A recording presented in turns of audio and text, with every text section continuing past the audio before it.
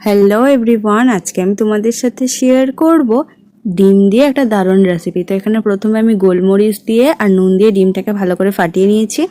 এরপর কড়ার মধ্যে বাটার দিয়ে এবার সমস্ত ডিমটা দিয়ে দিয়েছি। এবার এরকমভাবে আমি যেরকমভাবে নাড়াচ্ছি ওরকমভাবে নাড়িয়ে এরকম ঝুড়ো করে নিও। একদম ছোট করবে না, একটু মিডিয়াম সাইজ রাখবে। দিয়ে আবারও কড়ায় বাটার দিয়ে দিয়েছি একটু বেশি পরিমাণে। এরপর এখানে দিয়েছি রসুন কুচি আর একটু লঙ্কা কুচি, আর এখানে আমি দিয়েছি একটু কর্নফ্লাওয়ার। দিয়ে ভালো করে কর্নফ্লাওয়ারটা ভালো করে রসুনের সাথে মিশিয়ে নেওয়ার পর এবার পরিমাণ মতো দুধ দিয়ে দেবো অল্প অল্প করে। এরপরে স্বাদ মতো নুন আর একটু চিলি ফ্লেক্স দিয়ে আবারও ভালো করে মিশিয়ে নেব। এবার ঝোলটা ফুটতে থাকলে এবার ভেজে রাখা ডিমগুলো দিয়ে আবারও ভালো করে মিশিয়ে নেব।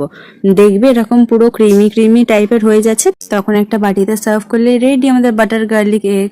ভিডিওটা ভালো লাগলে লাইক করো আর আমার চ্যানেলটাকে সাবস্ক্রাইব করে দিও। আর এটা কিন্তু খেতে দারুণ হয়েছিল, রুটি বা ভাত যাদের সাথেই খাবে তার সাথেই খুব সুন্দর খেতে লাগবে।